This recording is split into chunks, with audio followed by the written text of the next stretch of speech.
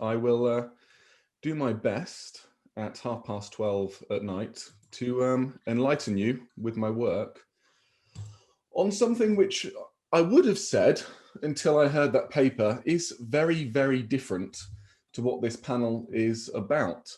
But the idea of a naive progressivism is probably at the heart of what a number of the thinkers that I look at throughout history have really had as an internal flaw, because they really haven't believed that there is any error in their thinking or error in the technologies that they've produced. And this is all at the core of my book, which is out next year with Manchester University Press, called Precision, A History of American Warfare. And what sparked this was really the research question of where does this very American ambition to achieve precision in war, this perfect surgical strike, come from in history? How has it developed through time? And what can we learn from that history that tells us about the contemporary state of drone and precision warfare? Of course, we heard it first with Obama, but we have seen it pushed through with Trump and the surgical precise strikes and the justifications around the killing of Soleimani. Precision is good if you can kill in that way, is the justification. And we're likely to see it continue under Biden as he recruits all of the forever Obama workers into his new administration, especially those that worked on the US drone program. So Obama is perhaps more relevant than ever. So where does all this come from? Well, if we look back, drones really took off under Obama when he came to power in 2009. He was faced with this dilemma. How do you fulfill these promises to the American people that you're going to withdraw them from the bad war in Iraq and you're going to win that good war in Afghanistan? The American people wanted to be withdrawn from these wars because by 2009, 2010, the death toll from IEDs was rising exponentially. You just look at the 60% death toll rate in places like Iraq and Afghanistan during that period, and you can see how US ground troops could no longer trust the ground they walked on. And it's here that the drones really did take off. Obama would say that drones were part of a just war, a war waged proportionately. Drones are precise. Simply put, they save lives. Drones remove risk from war. That was one of the more disturbing ones I remember from that time period. And the virtue of the drone comes from its precision, its surgical strike. Now, in recent weeks, Obama appears to have become a bit more melancholy about this, and he was perhaps carried away with a technological fetishism, which we might call it. But back then, there was definitely no perception of error in the way in which drones conduct their killing. Um, but like I said, I wanted to know where this came from and what we can learn from history. And it turns out that this ambition is nothing new. I thought we could perhaps go back to the Gulf War or maybe Vietnam, but in my research, I just kept on going back and back and back, and we can go back over 100 years because there is a long search for precision. To understand this American obsession with precision and drones, we go back to actually 1916 and 17 and American reactions to the heavy loss of the First World War. Now, this was a war that the United States was never meant to have entered. The 1823 Monroe Doctrine, the 1904 Roosevelt Corollary, has stated that the US would stay out of the brutal wars of the European Old World. We'll let them fight and tear themselves apart. America is a progressive experiment that will stick within the boundaries of its own geographical area. So you had small bandit interventions before the First World War. You had Nicaragua, you had Cuba in 1905, you had Haiti in 1915, these small policing wars or banana wars, as they'd be called. But it soon turned out that the United States would be dragged into the First World War, and with around 263,000 casualties. And it's as a result of this, a war that the United States was never meant to be involved in. Remember, Wilson was elected on the fact that he'd kept the US out of war, and instead you had protests on the streets. I spent last summer in the New York City archives, going through their pictures of the protests in the streets of New York, processing at the fact that America had lost a generation, the lost generation they called them, of soldiers coming home who were maimed and injured from these bloody entrenched battles in France and Belgium.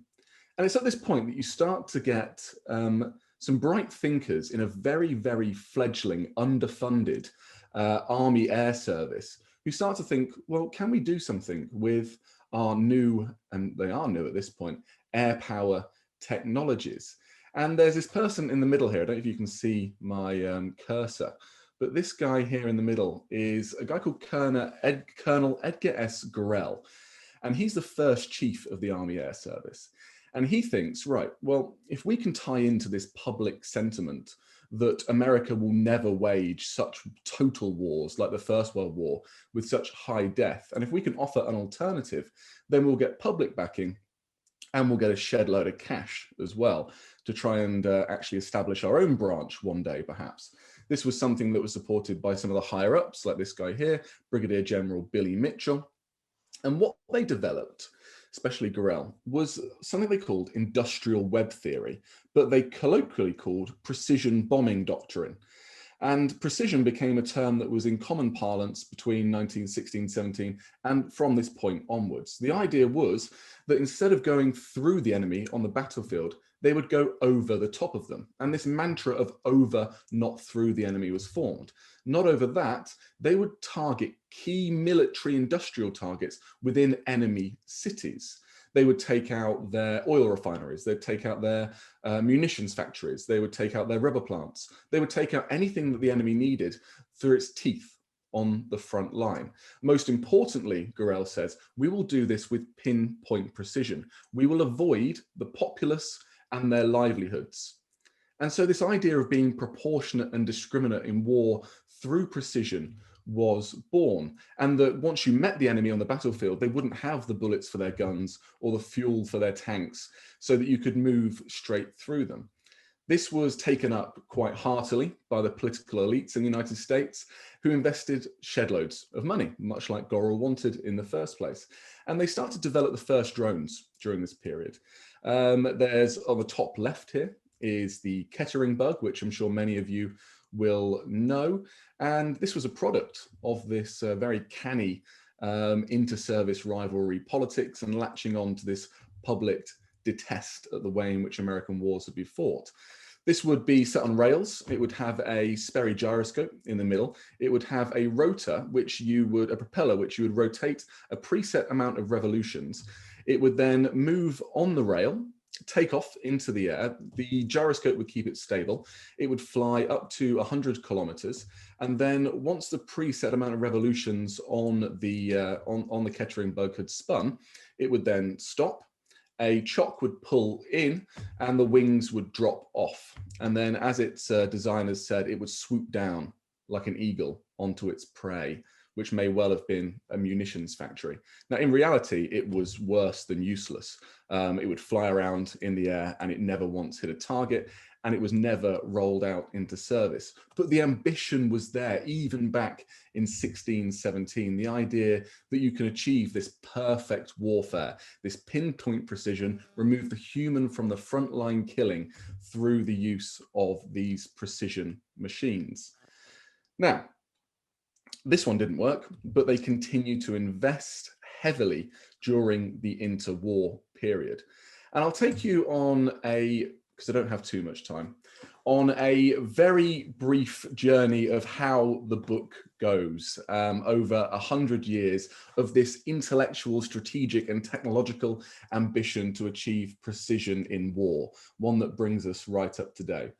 Now, this gentleman here is H.H. Arnold, who was one of the key drivers of the first Kettering bug, actually. He was the second person ever to be taught how to fly in the US Army Air Service, trained by the Wright brothers.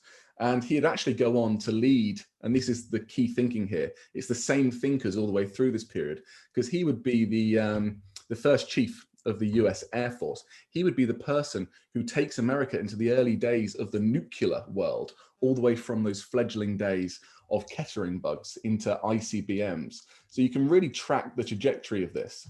Now, he and the others invest in something called the Norden bomb sight. Now, this is something that is meant to be the panacea to make precision bombing doctrine work if there was ever to be another world war. It was meant to be very different to the German and British way of bombing, which was the idea that in order to destroy something, you have to destroy everything. And most specifically, you bomb the morale of a population. So you bomb entire cities. When it comes to the Americans, it was based on, like I say, this progressive, they would say at the time, a Christian ethic as well, of trying to make sure that you bombed specific targets and you didn't kill civilians en masse. It was about weakening the teeth of the enemy, not destroying the will. Now, the Norden bomb sight, they said during pre-war tests, could get a bomb in a pickle barrel from 20,000 feet. I don't know why they're obsessed with getting bombs in pickle barrels, but they said they could do this during the tests. When it came down to it, this device was, again, worse than useless. It was tested in pre-war tests in perfect blue sky days without the enemy firing its flak at you. When it came to actually shooting these, firing these things over Europe, it turns out that Europe can be pretty bloody cloudy. And when you drop bombs on people, there might be just 1 or 2 bits of smoke and fire. And so even when they went to bomb Rouen Sotteville, which is the largest train marshalling yard in Europe, they only got between 4 and 6 bombs anywhere near the target and actually hit the civilian settlement nearby. There were these ferocious debates during the Second World War where Churchill would urge General Arnold to abandon precision bombing, join the British, take on our idea of total destruction in order to destroy anything, this area bombing strategy. But they persevered and persevered until they could persevere no more, and they abandoned it in late 44, 1945, moving towards that terror bombing that we know about and the fire bombing in Japan, and a change in leadership actually with General Curtis LeMay, the big cigar smoking American general, taking over that charge. Sorry to interrupt you, but you've only got a minute or 2 left. That's okay. That's absolutely fine. So my key point here is that as these technologies have developed, there's been this promise of precision each time, but each time they've fallen short. Now, Arnold, he ends up abandoning his hopes at precision, especially when they don't work during the Second World War. But he invests very heavily on 2 years before his death in the Rand Corporation. And it's the Rand Corporation that actually gives birth to a continuation of this ambition to achieve precision. And you see it through nuclear debates during the Cold War period and all the way through into the 1980s. Again, these same key thinkers trying to keep precision going. And it's only with the birth of satellites and smaller microchip processors and increases in data gathering and transmission and missile range and yield and offensive accuracies and reliability that precision missiles could finally achieve the precision they wanted to all the way back then. And this comes in 1988, and you see it developed out of some of these key thinkers that take up Arnold's mantle, like Albert Wohlstetter and Roberta Wohlstetter, who develop this discriminate deterrence doctrine, something that feeds into the Gulf War. And through my interviews, this is the person who wrote the Gulf War strategy, and he says that his life ambition was to achieve those early ambitions that he read about in the First World War and Second World War doctrines. And so this is where all of the modern day stuff about precision warfare comes from. Thank you.